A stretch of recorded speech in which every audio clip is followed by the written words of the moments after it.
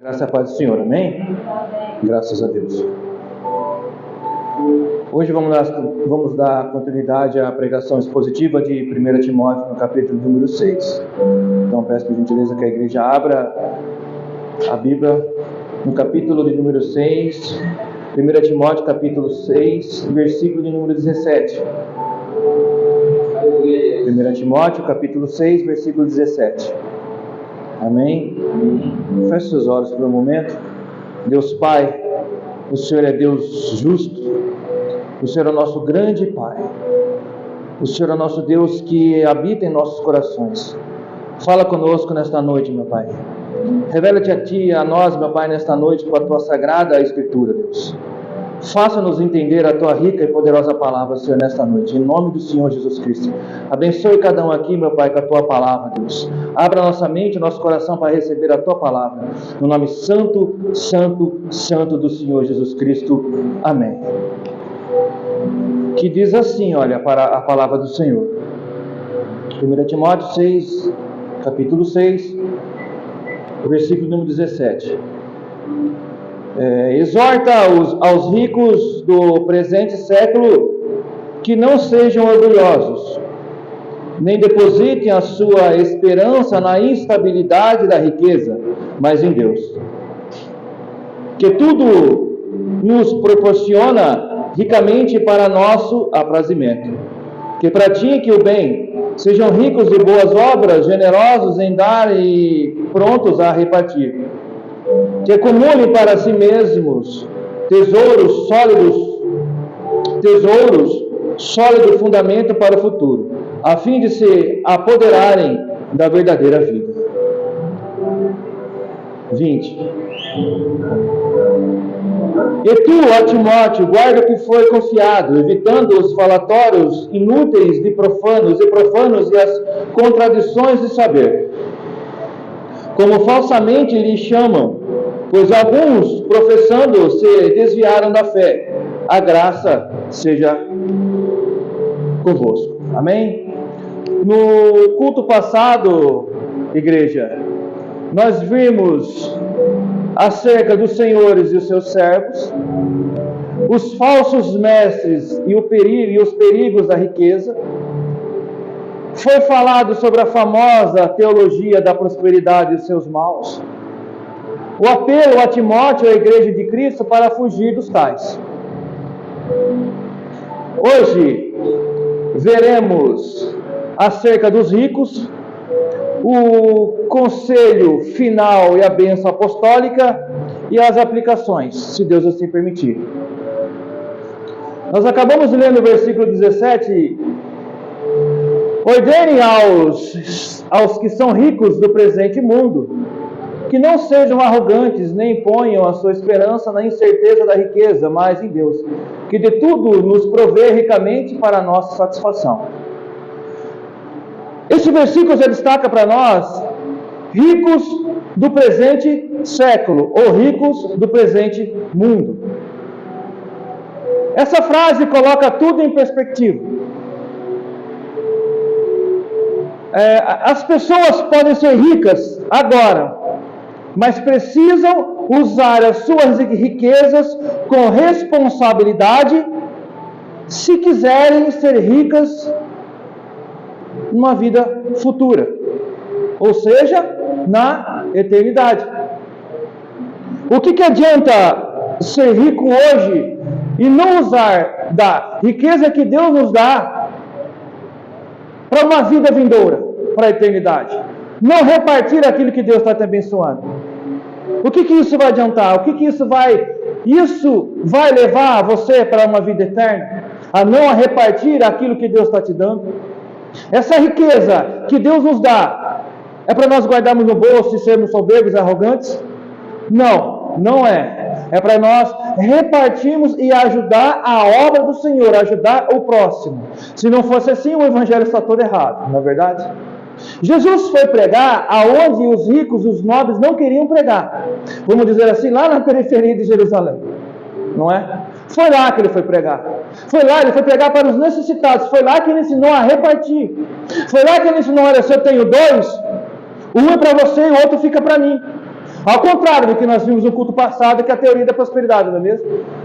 Então foi lá que Jesus ensinou. Se você, Deus abençoou com a riqueza, desde já quero falar que a riqueza não é um pecado. A riqueza, quem é rico, não é pecado ser rico. O pecado é não repartir. O pecado é quando Deus abençoar e você guardar no bolso e não querer repartir isso. O pecado de você ser rico não é pecado. Se fosse assim, quantos ricos nós vimos na Bíblia? Abraão, Salomão, não é verdade? Entre todos os outros. Mas eles eram homens piedosos, homens que repartiam a sua riqueza para com o próximo. E a Bíblia está falando, ricos do presente mundo, do presente século. Então aprendam a repartir, não sejam arrogantes. Não sejam arrogantes. O que é ser arrogante? É ser um soberbo presunçoso. Porque ele confia a sua vida totalmente ao dinheiro. Quem nunca viu um homem arrogante que confia totalmente a sua vida ao dinheiro?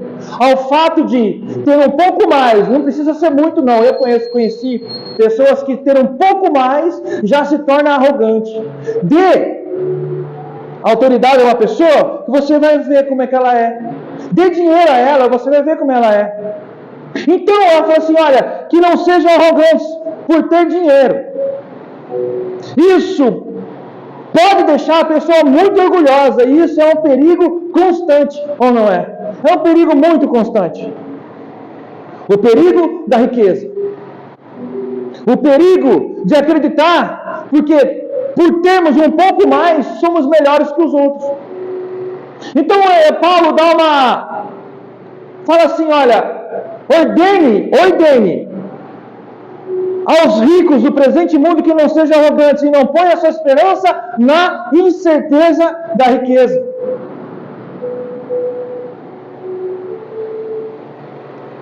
A riqueza, ela é certa, a riqueza, ela é incerta. Hoje, o milionário que aposta todo o seu dinheiro na bolsa de valores e não vigia, vamos dizer assim, amanhã não pode ter mais nada, ele depositou toda a sua vida naquilo, e amanhã ele pode amanhecer sem nada.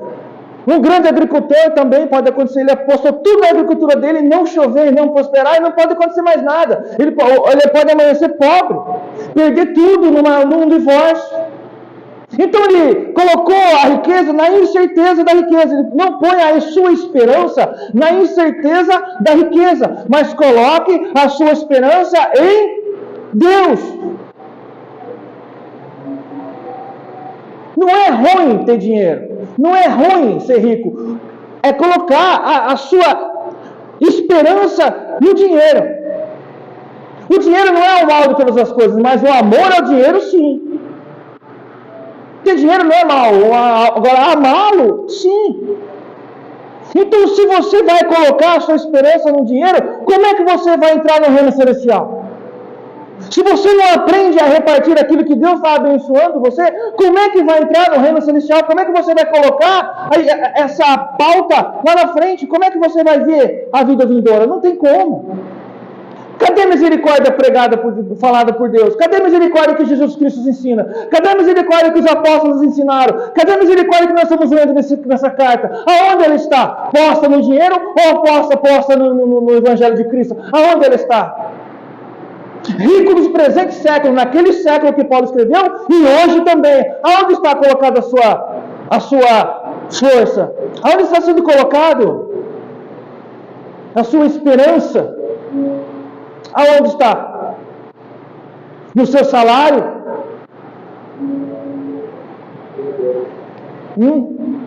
O salário é uma bênção que Deus colocou. O teu trabalho é uma bênção que Deus colocou. Mas se você confiar no seu salário, você vai se arrepender. E Deus está colocado, você tem que confiar em Cristo, que proporcionou aquele salário para você. E quanto mais Deus vai te dando, aprenda a repartir, para que não venha seu coração se ensoberbecer. Ser um doador é fazer o bem com os nossos recursos e nos protege de um coração materialista. Sabia? Repartir nos protege de um coração materialista.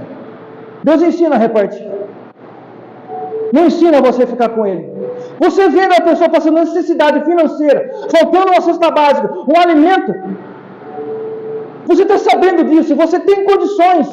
Você tem que ajudá-lo. Ajuda a repartir para você não ter um coração materialista, confiar só naquilo. Não é assim que a Bíblia fala, muitos confiam em carro, confiam em bônus, e você confia em quê? Eu confio em Deus. Eu confio em Deus. Porque foi Ele que abriu a porta de emprego para mim. E se essa pessoa, esse crente rico, que tem crente rico, não confia o seu dinheiro, não confia a sua esperança nesse dinheiro, mas confia a esperança em Cristo, Deus, que tudo tem te dado, não tem faltado nada. E se você sabe que essa pessoa está faltando alguma coisa, ajude-a. Não antes, já, agora. Agora. Ajude-se que temos que ser ricos, ordene-lhes que pratique o bem, sejam ricos em boas obras, generosos e prontos a repartir, ricos em boas obras, generosos e prontos a repartir.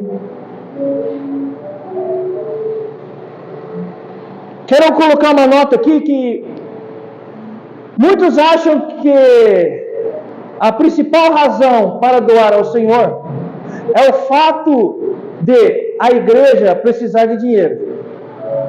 Isso não é uma verdade. Não é. Não é uma verdade. A razão mais importante para doar é porque você precisa alguém que reparta.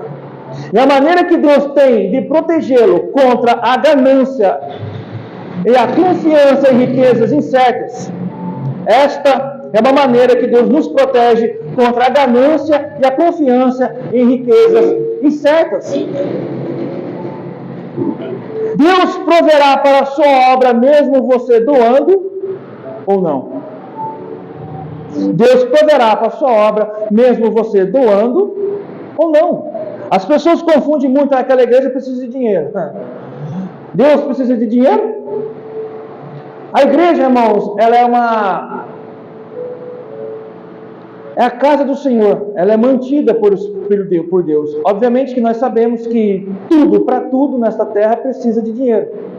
Mas pensar que se deixar de doar a igreja de Deus vai fechar, não vai fechar. Talvez nós podemos sair daqui e colocar o caixote ali na esquina, nos reunimos na esquina com o caixote, no gogó, e pregar o evangelho. A igreja não vai parar porque a pessoa deixou de doar. Jamais. Jamais. Lembra Spurgeon e os pais da igreja? Como é que eles pregavam? Com o caixote, em cima do caixote, sem microfone. Não parou e não vai parar. É uma confusão muito grande. Pessoal, eu vou ter que doar, senão a igreja vai fechar. Não, não é isso. Você doa de coração. Aqui não se ensina ao contrário. Você doa de coração. Se você não tem, amém. Ore para Deus prosperar.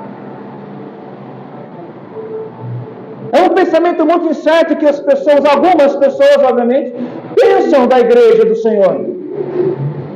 Deus não abriu a igreja pensando em lucro financeiro. Deus disse, vai lá, Paulo, fala para Timóteo, abrir aquela igreja que lá vou arrecadar X. Vai lá em Éfeso, abre aquela igreja na casa do irmão, que lá você vai arrecadar X, Timóteo. Vai agora, abre aquela igreja lá em outro lugar, de Éfeso, no outro bairro, que lá vou arrecadar X. Isso Deus não falou, ou falou, nunca, jamais. Isso é ensino profano de falsos profetas, falsos mestres. Então Paulo está dando assim, olha, se você é rico, irmão, doe, para que você não venha a ser ganancioso. Porque se você não fizer isso, se Deus ensina a ser generoso, como é que uma pessoa que não é generosa vai herdar o reino dos céus? Não vejo como, alguém vê? Eu não vejo como. Se você não doar os seus bens materiais dentro de um consenso bíblico, para a obra do Senhor, como acumulará um firme fundamento para o que há de vir?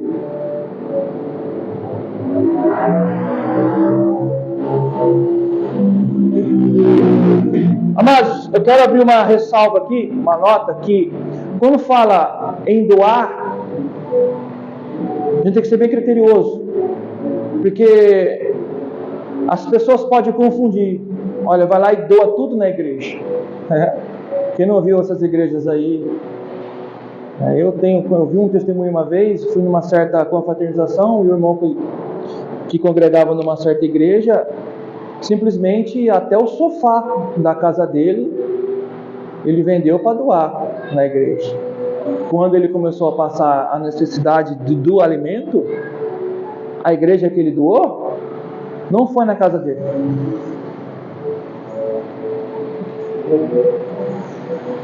Não estou falando aqui de comprar um pedacinho da terra lá no céu, Marcos, quando você está doando. Quem falou assim, doa aqui que o seu pedacinho do céu lá, aquele terreninho seu do céu está garantido. Quem já ouviu essa frase? Não é? Mas estou falando de sermos generosos com as bênçãos financeiras que Deus tem nos dado. Você não doa à igreja e a igreja faz o trabalho social, você ganha para você ou eu, ou que seja, que for, ganhar um pedacinho de terra lá no céu. Um terreninho no céu. Não se barganha com Deus, se barganha? Não tem como barganhar com Deus. Não se barganha com Deus. E quem está barganhando com Deus, meu irmão, com certeza ainda não viu o verdadeiro evangelho, se viu, não entrou no coração e está querendo enriquecimento ilícito. Então, por isso que Paulo deixa essa exortação aos ricos da igreja. Timóteo exorta os ricos para que venham ser homens e mulheres generosos. Generosos. Não barganhar com Deus, olha, eu vou ofertar na igreja, mas pelo menos o meu pedacinho lá no céu está garantido. Ou pelo menos o irmão viu que eu sou generoso. Pelo menos a irmã viu que eu sou generosa. Não é assim que funciona. Nós vemos ensinando aqui há um tempo que isso é por amor, é por carinho à obra de Deus. Então, se Deus deu essa condição da riqueza, deu essa condição de você ter um pouco mais, doe mais. Não para mostrar, mas por misericórdia. Porque se não for assim, como é que vai alcançar a verdadeira vida? Como vai conseguir a vida eterna? De forma nenhuma. E diz assim uma nota que eu coloquei aqui, não haverá alguns, talvez muitos, que não entrarão no céu porque seu coração estava realmente muito mais confortável aqui na terra com suas recompensas materiais. É verdade? Muitos não vão entrar no reino dos céus porque estava confortável aqui na terra com as suas riquezas. Com elas. Se confortou aqui. Não, eu não preciso de Deus. Por quê? Porque minha despensa está cheia. Porque minhas contas estão pagas. E eu tenho um carro de 2024 zero na garagem. Uma casa na praia. Então, se eu estou confortável desse jeito, para que eu vou precisar de um Deus? A vida eterna não é tão boa assim? Tolo! Isso aqui tudo passa. A ferrugem corrói o aço do teu carro. O seu dinheiro apodrece. As suas roupas apodrecem. Isso aqui tudo vai passar, isso aqui é tudo passageiro. Em 2030 ou 2024 já é velho. Não é verdade? Ontem eu corria 2 quarteirão, hoje eu não corro daqui na esquina. Vai envelhecendo, vai acabando as coisas. As coisas vão passando, e se você confiar na sua riqueza, como vai herdar a vida eterna? Você está confiando na riqueza, não em Cristo, o único e suficiente Salvador. Então Paulo fala assim, olha, exorte os ricos para que sejam generosos. E fala para nós também. A ideia de Paulo era dizer a Timóteo, deixe de lado a busca por dinheiro e contente-se com o seu trabalho como ministro do Evangelho, Timóteo. Timóteo precisava de dinheiro? Sim, mas não é a prioridade, Timóteo. Você precisa para sobreviver. Mas busque, contente-se com aquilo que Deus está te dando. E contente-se com o seu trabalho ministerial. Qual que era? No Evangelho de Cristo. A sua mão não é grande o suficiente para segurar 2 coisas, Timóteo. Portanto, já que você só pode ter uma, cuide para que seja o quê? A coisa vital. Qual que é a coisa vital na nossa vida? A vida eterna. Paulo fala assim, agarre-se à vida eterna, Timóteo. Agarre-se à vida eterna, igreja. Agarre-se à vida eterna. Nós temos que nos agarrar à vida eterna. Aonde não tem fim, não tem começo. Não é limitada ao tempo a vida eterna, ela não é limitada ao tempo. E Jesus ofereceu a vida eterna a todo aquele que nele crê, como seu Salvador. A grande esperança do cristão tem que estar em Cristo e na nossa ressurreição, na ressurreição dele, para a vida eterna. Nós temos que nos agarrar à vida eterna.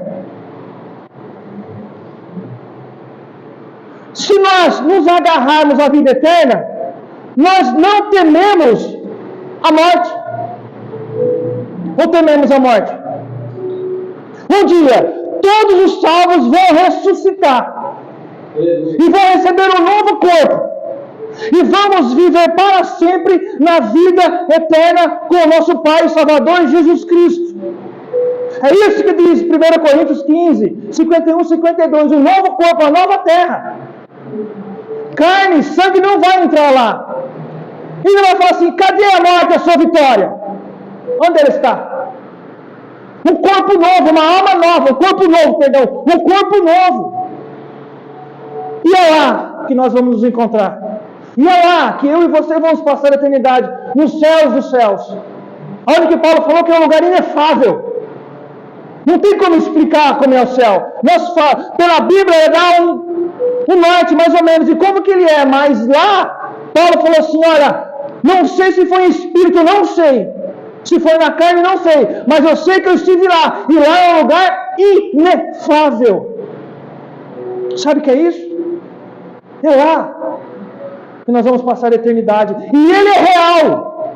Não é um conto de fábula, nem uma filosofia cristã. É real. Uma filosofia lá é real. Nós temos que crer nisso.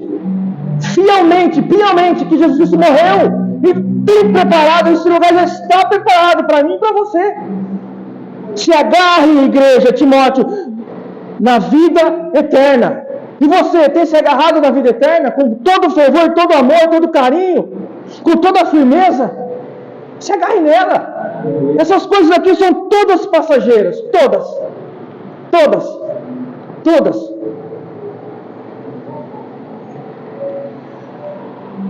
Conselho final e a bênção apostólica, 20:21. Timóteo, guarde o que lhe foi confiado.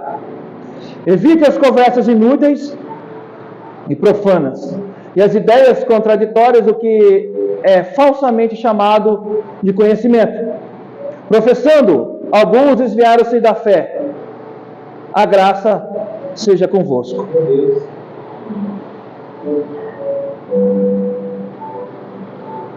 Paulo, ele repetiu aqui um termo usado com frequência, desafiando a Timóteo a distinguir o que vem de Deus. Guarde o que foi confiado.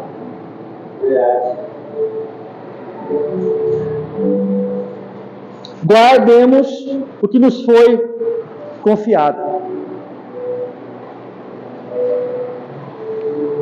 Ninguém pode brincar com bens que devem ser guardados em bancos de segurança máxima. Pode? Ninguém pode brincar com bens que são guardados em bancos de segurança máxima. Ou pode brincar? Não pode. Isso aqui foi uma imagem que Paulo escolheu para fazer essa última exortação a Timóteo. E também está lá na Epístola de Timóteo, 1 Timóteo 6:20. Quando o assunto era de responsabilidade de guardar a igreja do falso ensino. Lá atrás, no 1 Timóteo, no capítulo 1, versículo 6 e 20, Paulo já exortava Timóteo sobre isso. A guardar o quê? A igreja do falso ensino.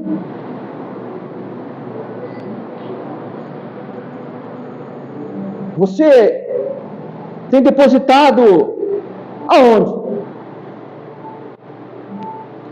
E você, ó Timóteo, guarda o depósito que lhe foi confiado.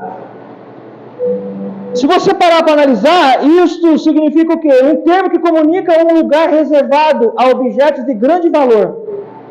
Analisa para você ver. É um termo que Paulo usou, que comunica um lugar reservado a objetos de grande valor, como um banco. Exemplo aqui no Brasil, o Banco Central. É um depósito que foi confiado, que lhe foi entregue, que ele recebeu. Timóteo não conquistou isso com suas próprias mãos. É uma missão. Guardar o quê? A rica e poderosa palavra do Senhor.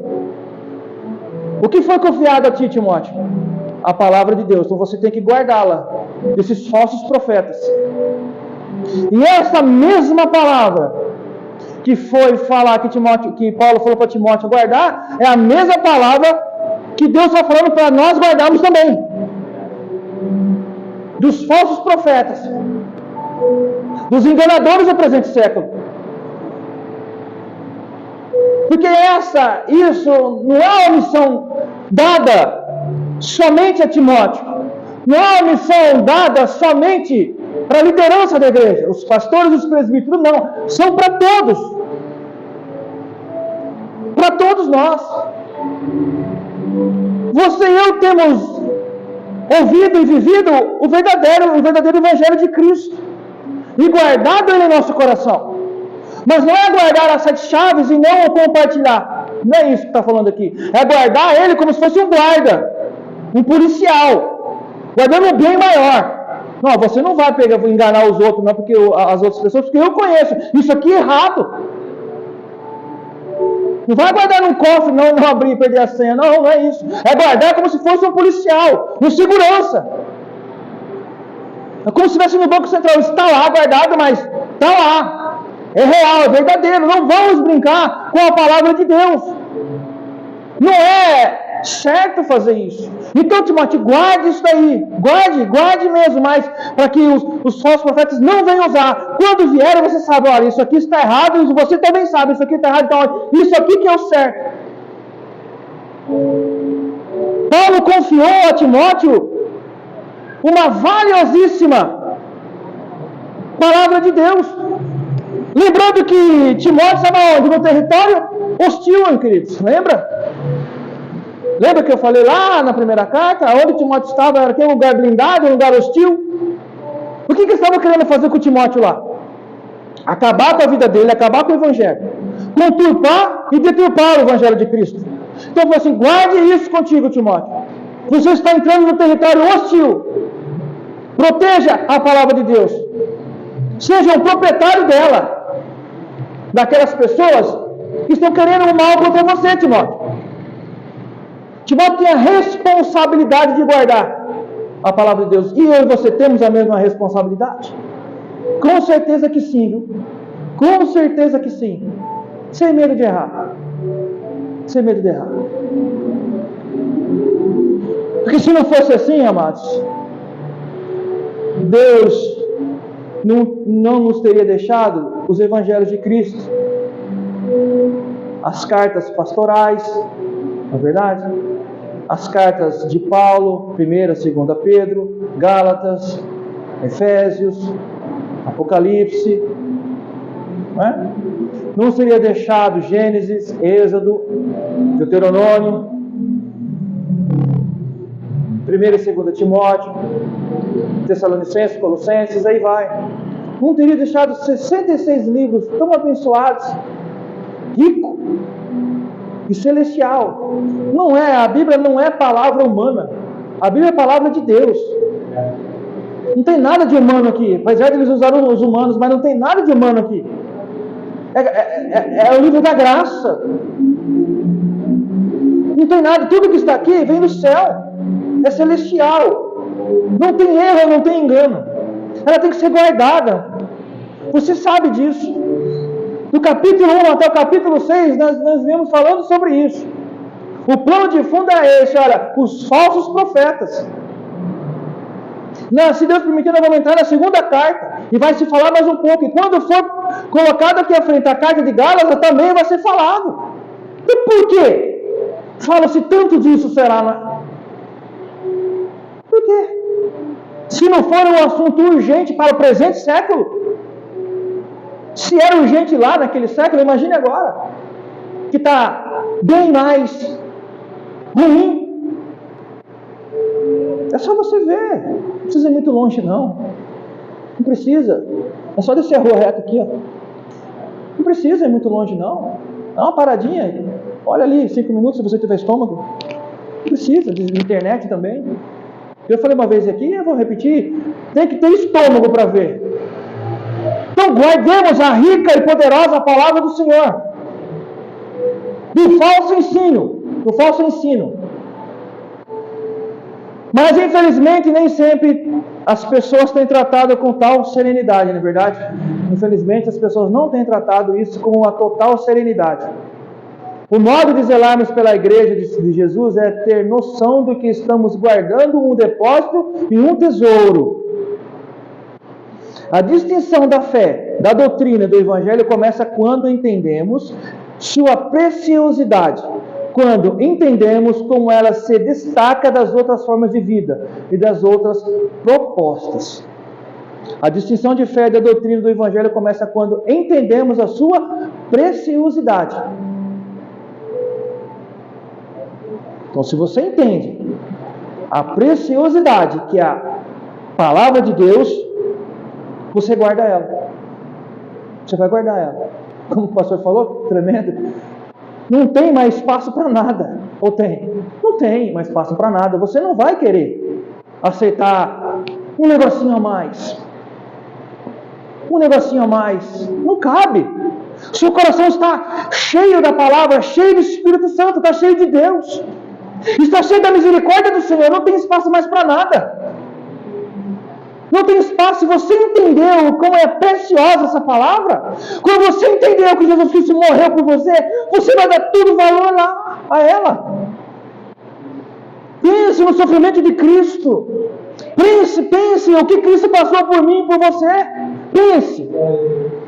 Se isso é para ser conturbado, se isso é para ser maldizer isso, não é, amado, não é. Pense para você ver o que Ele passou por nós. Se você entende isso, você vai entender que as outras formas, as outras propostas que estão colocando na mesa, não servem para nada. Os manjares não servem para nada. Os manjares mundanos não servem para nada. Você come comida boa em porcelana ruim? Come em prato sujo? Não come. A palavra de Deus é comida boa. O prato que está limpo para receber ela. Não é assim? Você lava a louça para receber a comida nova? Ou você pega a louça suja e coloca ali e fala assim, isso aí não dá nada não. Então come para você ver o que vai acontecer. Uma bela dor de barriga, no mínimo. Então, você é uma pedra preciosa. Né? Como é que o diamante se torna diamante? O diamante veio lá do carvão. Né? Milhares e milhares de tempo ele vai se tornar diamante, a pedra mais preciosa da face da terra. Veio lá do carvão. O carvão, como é que ele é? O carvão preto, sujo. Não é? Ele risca. Mas com milhares de tempo ele vai se tornar num cristal, num diamante. Assim somos nós, amados. Conjecturando, obviamente.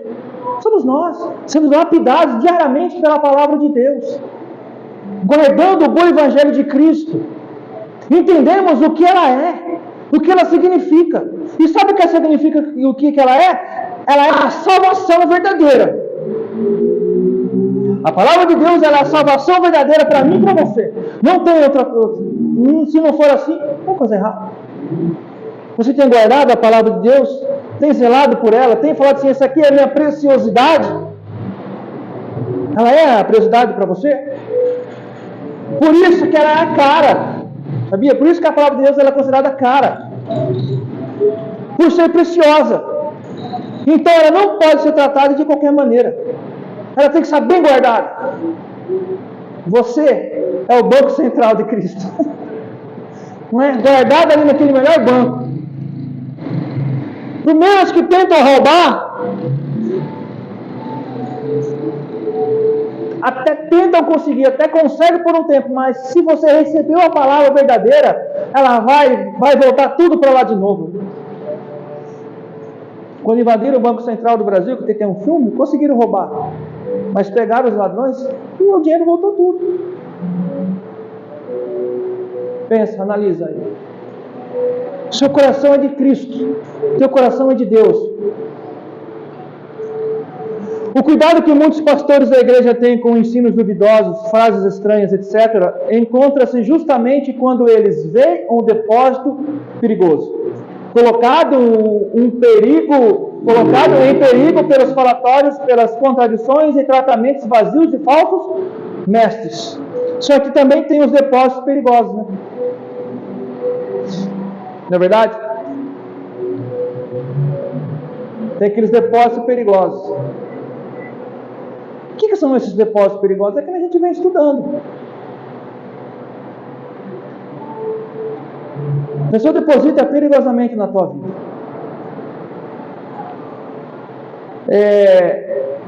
É assim, eu vou conjecturar. Quando você tem uma conta no banco, de repente lá no banco aparece uma continha que não é sua. Sei lá, você tem lá uns 3 mil reais e daqui a pouco você tem 9. Apareceu 6 mil reais a mais. Poxa, apareceu 6 mil reais a mais, ninguém está sabendo mesmo o que eu vou fazer, eu vou gastar. Então você vai lá e gasta. Compra o que você quiser, compra roupa, compra o que você quiser, faz aquela anarquia. A pergunta que eu faço: esse dinheiro era seu? Você devia ter gastado ele? Então acha mesmo que ia passar impune isso daí? Você acha que o banco não ia atrás de você porque você gastou esse dinheiro? O dono do dinheiro ia atrás do banco, se eu tinha essa quantia, foi para lá. Passa um Pix errado para você na sua conta. Eu não recebi esse Pix. O que você tem que fazer? Devolvendo imediatamente. Não é meu. Depositou algo de errado na tua vida, você não aceita. Depositou uma palavra errada na tua vida, que não é bíblica, você não aceita. Não é seu. Se você usar esse dinheiro ilicitamente, vão te cobrar por isso. Se você usar a palavra de Deus ilicitamente, Deus vai te cobrar por isso. É um depósito perigoso.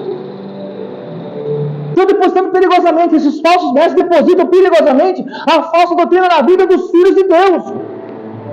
E aí? O dia vai chegar. O grande juízo vai chegar. Vai para todos e todas. Pode ter certeza disso. Mesmo que não acreditam. Mas vai chegar. Isso é que nós temos que vigiar, viu? Muito. Sobre esses depósitos perigosos. Porque eles vêm sorrateiramente ali, ó. Devagarzinho. Você está congregando naquela igreja ali? Como é que é lá? Ah, lá a pregação é rígida. Ah, lá eles são meio sargentão. Lá eles pregam conforme a Bíblia fala. Lá eles pregam linha por linha, dizendo o que é certo e o que é errado. Lá eles falam que os louvores têm que ser cristocêntricos. Lá eles falam que o louvor não pode ser sabor de mel. Ó! Ah, mas essa igreja aí é muito rígida. Vamos lá para a minha. Lá nós tocamos sabor de mel. Lá nós fizemos a campanha dos 7 dias de não sei o que, não sei aonde. Vamos para lá. Lá é tudo mais gostoso. Nós cantamos sabor de mel, que você é ouro puro de Ofir. Vamos para lá. Plantou o depósito perigoso na sua cabeça. E o que acontece? Se a pessoa não vigiar, mesmo às vezes escutando isso, escutando a exposição bíblica, acho que eu vou, viu? E faz uma pequena visita. Quando chega lá, ela é bem recebida, viu? É recebida de uma forma extraordinária. Abraços, beijos e vai. Quando vê, foi 1, foi 2, está lembrando. Lembrou? Pronto, está lá. Agora, e essa pessoa? Ela foi para lá por causa de Cristo? Ou foi para lá por causa de um depósito errado na vida dela? Ela foi para lá porque lá ela quer ouvir o que ela quer ouvir, não a palavra de Deus.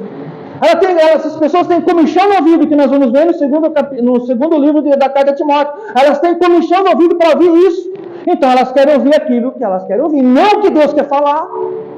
Eu venho aqui para ouvir o que Deus quer falar. Eu venho aqui para cantar louvores cristocêntricos, que é para Deus e não para mim. As lágrimas que eu derramo aqui é para Cristo. E não para parecer para o irmão que eu sou mais espiritual que ele. Não é. Não é. Não existe mais lugarzinho para nada. Ou existe, pastor Érico? Não existe. Seu coração tem que estar cheio de Cristo, cheio do Espírito Santo de Deus. A Ele toda honra, toda glória e toda majestade. Não caia nesses depósitos de segurança. Faça depósito com segurança. Não é? Pega o seu dinheirinho lá e deposita no banco certo. Aonde que é o nosso banco certo? Conjecturando a palavra de Deus, amados. Sempre está, não estou falando de dinheiro aqui. É sempre da palavra de Deus. Eu estou falando aqui da palavra de Deus. Nós não podemos brincar com coisas que estão no banco de segurança máxima. Qual é a doutrina que você tem visto? Tem visto a sã doutrina? Tem visto a doutrina preciosa de Cristo? Nós temos visto isso. Nós vimos isto nessa carta exposta do capítulo 1 até o capítulo 6. Se você não viu, procure você assistir todos os livros que estão lá. Não somente de 1 Timóteo, mas todos os outros que estão lá. Colossenses, Tessalonicenses, 1 Pedro, 2 Pedro, Judas, entre outros tantos outros quantos. Vê lá. Você vai ver. Assista lá. Nós temos depositado na sã doutrina de Deus ou em qualquer outra doutrina do homem. Tenho certeza que o pastor líder dessa igreja não autorizaria fazer isso. Tenho certeza absoluta. Eu não falo isso para ser demais. Não falo isso porque ele está aqui na minha frente. Não, ele sabe disso. Não deixaria. Não deixaria. Não de forma nenhuma. Porque o homem de Deus que ama o Evangelho de Cristo, ama as ovelhas que Cristo colocou na tua mão. E quer vê-las todas aonde? Lá no céu. Agarra-se na vida eterna, Timóteo. Agarra-se na vida eterna, igreja. E isso, nós temos visto o quê? Filosofias de homens, teorias de homens e de mulheres, que não vai nos levar a professar falatórios vazios, como se fosse conhecimento, como diz a palavra. E isso vai acabar, se tenham feito isso, vai acabar nos desviando da fé em Jesus Cristo. Sermos levados por filosofias vãs, coisas sem pé e sem cabeça. Não é legal para você sair de um lugar que prega o verdadeiro evangelho porque você talvez não concorde. Não concordar comigo, tudo bem, mas não concordar com a palavra, aí é errado. Eu falo isso sempre. Eu sou um homem errado, eu sou um pecador, como todos, mas não concordar com a minha expressão de pregar, às vezes eu altero um pouco a voz, mas é meu jeito. Tudo bem, mas não concordar com a palavra de Deus, irmão, aí é como fala, né, aí para fora, aí é ruína, aí é derrota, né? Aí é ruína, derrota, aí é derrota. Por mais que não queira, ela é a verdade absoluta. Ela é a verdade absoluta. E nós, sobre tudo que foi exposto nessa carta, estamos nos guardando de conversas inúteis? Estamos nos guardando de conversas inúteis? Ou vamos nos guardar de conversas inúteis? Aquela conversinha inútil que tem ali, tem se guardado disso? Você e eu temos nos guardados de pregações inúteis? Eu falo aqui e vou repetir. Como pregador de evangelho que sou, pela misericórdia de Deus, às vezes eu sou obrigado a ver algumas coisas desse tipo. E como eu dito, da ânsia de vômito, para ver só um pouco dessas conversas inúteis e dessas pregações inúteis que são colocadas. Mas eu tenho que ver, para que, se eu for questionado pela igreja, eu tenho que ensinar corretamente, certo? Então, às vezes, nós temos que ver, analisar. Não é uma das piores partes que tem, né? Porque você tem que ver, olha, estão pregando aquilo ali. Não, peraí, aquilo ali não é bíblico. Então, eu vou ver aquilo ali. E essa semana, tem um suposto pastor grandão da barba mal feita, que ele pegou um casco de óleo azul e começou a derramar nele assim, ó, e se jogava para o chão e rastejava, e a igreja entrando em loucura total, como se o Espírito Santo estivesse incorporando o Espírito Santo. para falar asneiras. Por pouco tempo de evangelho que tenho, eu nunca vi isso acontecer na Bíblia por nenhum apóstolo. Alguém viu? Quem viu, levanta a mão. Não tem, ele faz isso abertamente. Mostra aquilo como se fosse uma coisa totalmente normal. Isso é dar ênfase a essas conversas inúteis, essas pregações inúteis. É inútil. Não edifica ninguém, só engana os outros. Onde que está isso na Bíblia? E o problema de tudo isso, o problema a mais, é que a igreja desses homens ferve de gente. Tem fila de carro para entrar. Não tem lugar para sentar. Tem que fazer dois cultos num domingo. Meu Deus do céu! Mas isso é bíblico, sabia? Mateus 24, leia o capítulo de Mateus 24 que tu vai ver lá. Se não é exatamente isso que está acontecendo. No final, o amor de muitos se esfriaria. E dar ouvidos a falsos mestres do Evangelho de Cristo. Quem falou isso? Foi Paulo? Foi Pedro? Não. Quem falou isso foi o nosso Salvador, Jesus Cristo. Foi Ele que falou. E não está acontecendo, amada igreja? Está acontecendo. Nós estamos preservando de conversas profanas? Estamos preservando? O seu ouvido santo está se preservando de conversas profanas? O que é conversa profana? Aquela conversa que vai profanar o Evangelho de Cristo. Os seus ouvidos santos estão se guardando disso? Os meus ouvidos santos estão me guardando disso? Me coloco junto, obviamente. Sim. Eu não posso, como dito, às vezes sou obrigado a ver para ensino, mas não dá, para mim não dá. Para mim não dá. Para mim não tem condição nenhuma. Não há mais passe.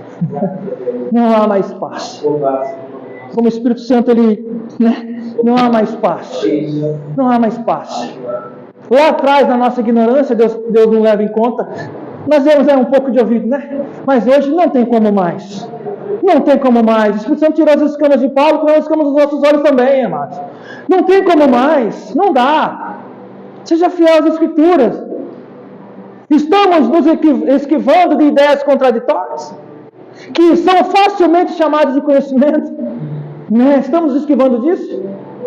Se não estamos, está na hora. Né? Está na hora.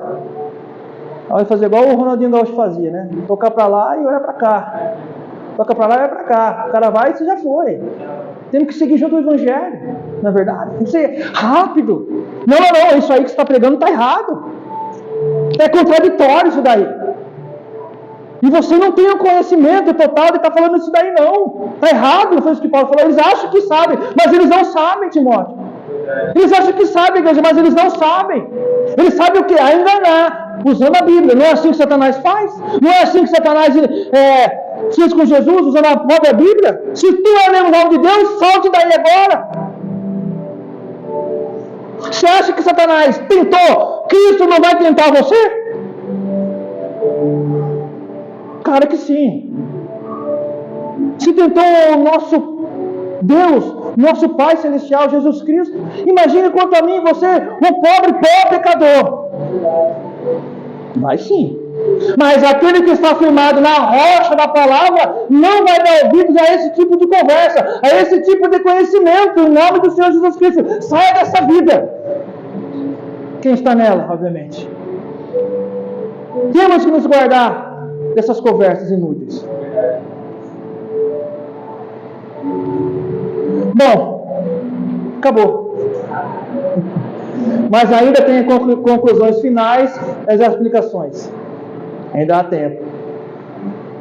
Nós vimos nessa magnífica e contemporânea carta escrita para um jovem pastor Timóteo, na qual o apóstolo Paulo o instruiu como lidar e estar na frente de uma igreja. Por isso que nós vimos nessa carta aqui. E como nós vimos aqui, é bem fácil, né?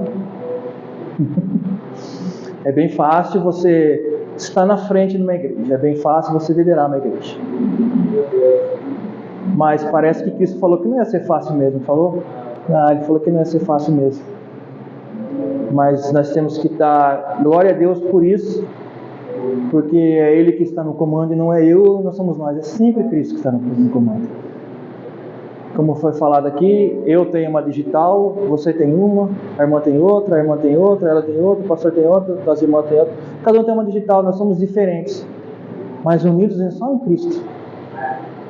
Então, comandar uma igreja não vai ser fácil mesmo. Mas chegar no grande dia e falar assim: meu filho, aquela missão que eu te dei, você honrou.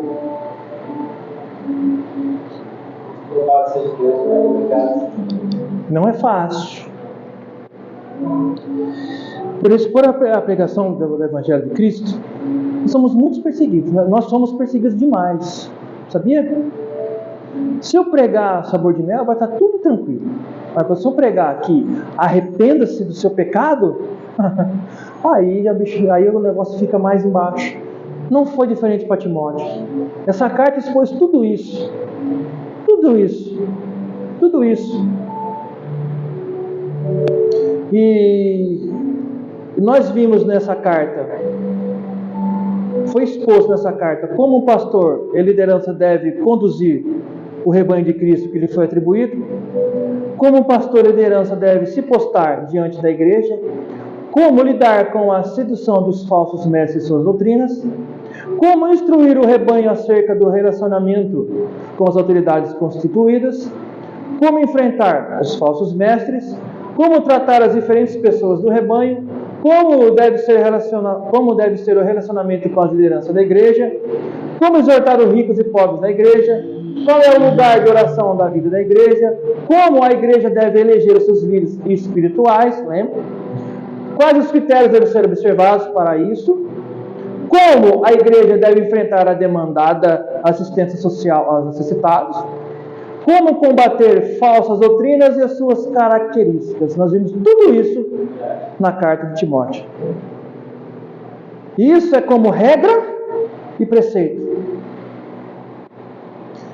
Então, para quem nos assiste e para quem aqui está presente, se você tem um chamado para cuidar do rebanho de Cristo, com total prioridade e relevância, leia 1 e 2 Timóteo e Tito. Cartas pastorais. Se você tem esse chamado, você tem que, no mínimo, ler e compreender elas. Para manter o rebanho de Cristo, né, como Cristo quer. Porque Paulo aqui nos deixa um verdadeiro manual celestial, santo, infalível e absoluto. Como devemos comandar o rebanho de Cristo conforme Deus quer, conforme a sua rica e poderosa palavra. E tome muito, mas muito cuidado mesmo com os falsos profetas desta geração. Mas muito cuidado. Todo cuidado é pouco com os falsos profetas dessa geração.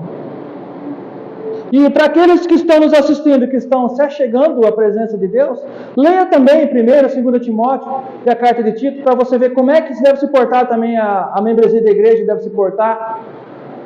Como é que talvez você tenha um chamado, você está em dúvida, leia essa carta, que dúvida você não vai ter mais. Se ainda permanecer dúvida, procure o homem de Deus verdadeiro, que ele vai te explicar como deve proceder da igreja, como deve proceder daqueles que têm um chamado. Veja quais desígnios divinos que essa carta tem para a sua vida. Veja, o que é isso na sua vida? Culture a Deus de todo o coração, com todo amor, com toda sabedoria na sã doutrina de Cristo. Amém? Porque é triste, amados, é muito triste ver hoje as pessoas dando as costas para as Sagradas Escrituras. É complicado. Abraçando doutrinas estranhas. Não é verdade? Por isso que nós devemos apegar a palavra de Deus. Por isso. Aonde a Bíblia não tem voz, não devemos dar ouvidos. Hernandes Dias Lopes fala isso. Aonde a Bíblia não tem voz, não dê ouvidos. Não dê. E quero encerrar aqui, para a honra e glória do Senhor, com a seguinte frase: a paz, se possível, mas a verdade a qualquer preço. Martinho Lutero. Prefiro ofendê-los com a verdade do que matá-los com a mentira. John Hus. E do presbítero Juliano. Não vivemos uma cultura, nós vivemos a palavra de Deus. Que a graça e a misericórdia do Senhor seja com todos, em nome de Jesus. Todos digam amém. Amém. Glória a Deus, seja louvado.